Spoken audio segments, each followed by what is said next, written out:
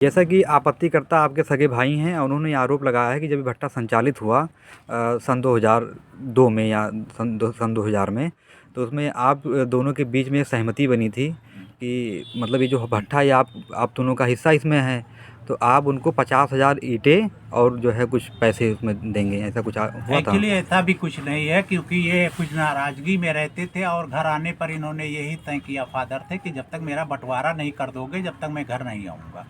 तो बंटवारे में ये हिस्सा मेरे में पड़ा, लेकिन ये बीच में जो है इनको कुछ लालच हुई, मेरी कारोबार में ये हुआ, कभी कभार ये मुझसे ईंट वगैरह भी मांगा करते थे एज ए भाई के एंगल से, तो मैं इनको दे दिया करता था। लेकिन ये जो है अब बीच में ये कहते हैं, मतलब ऐसे दे देता था, ये कुछ नहीं मेरा इनकी सहमति थी, ना मेरा इनका कोई बातचीत था कि मैं आपको ये दूंगा, लेकिन सहयोग के तौर पे मैं इनको कुछ ना कुछ इनकी हेल्प किया करता था। लेकिन अब इन्होंने मुझसे ये बोल रहे हैं कि जब भट्टा मैं जब ही आपको चलाने दूंगा जब आप मुझे 50,000 ईंटा अव्वल हर वर्ष देंगे और 5 लाख रुपया 10 लाख रुपया आप हमको सीजन में दीजिए, नहीं तो हम भट्टा नहीं चलाने देंगे और आप पे आपत्ति लगाएंगे और परेशान करेंगे।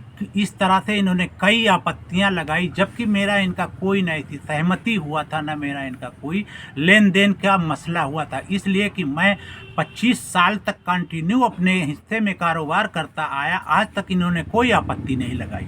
इस वर्ष इन्होंने पिछले वर्ष से ही नहीं, 24 से 25 से ये लोग यही ऑब्जेक्शन कर रहे हैं और मुझे परेशान कर रहे हैं। जबकि मेरी भट्टे में 50,000 ईंटे की अगर कीमत जोड़ी जाए तो मैं इतना कमा नहीं सकता हूँ, उनको दे दूंगा तो मैं क्या करूँगा, जबकि मैं उनके हिस्से का कोई इस्तेमाल भी नहीं कर रहा हूँ, ना उनके हिस्से में कोई दखल भी दे रहा हूँ। आज भी उनका हिस्सा उसी स्वरूप में पड़ा हुआ है जैसा कि होना चाहिए। अगर उसकी नाप जोखी हो तो मेरा ही उस तरफ हिस्सा जाएगा।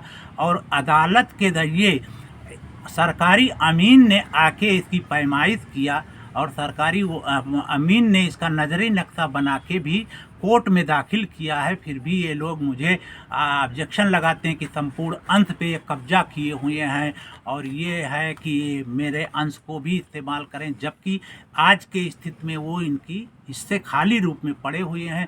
लेकिन बार बार ये होता है कि इतना पैसा दो, इतना ईंटा दो, नहीं तो हम ये आपको परेशान करेंगे। कई एक बार मेरे बच्चों को भी इन लोगों ने मारने पीटने की धमकी दिया। अवैध खनन का एप्लीकेशन देते रहे, अवैध खनन अधिकारी मौके पे आए, उन्होंने जांच किया, कुछ भी ऐसा नहीं हुआ। जिला पंचायत से भी इंस्पेक्टर आए, उन्होंने भी इसका नजरी नक्शा बनाया और इनका खाली जगह दिखाया और 30-40 वर्ष का भट्ठा दिखाया गया, जबकि ये भट्ठा सन 1990 से संचालन है। कुछ दिन पहले इसको लीज पे दिया गया था।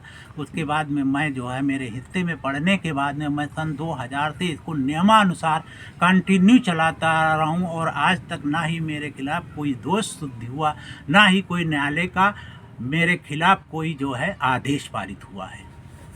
तो क्या मांग करना चाहेंगे हम मांग प्रशासन ये शासन करना से? चाह रहे हैं कि इसकी उचित जांच हो और न्यायालय के आदेश तक मुझे जो है परेशान न किया जाए। अगर न्यायालय का कोई आदेश मेरे विरुद्ध आता है तो मैं उसका अनुपालन करूंगा और मेरे खिलाफ भट्ठा बंद करने का जो है अगर आदेश आता तो मैं भट्ठा बंद कर दूंगा। लेकिन इतना दिन से मैं अपने इस पर काबिज और भट्ठा संचालन कर रहा हूं, मुझे परेशान न किया जाए।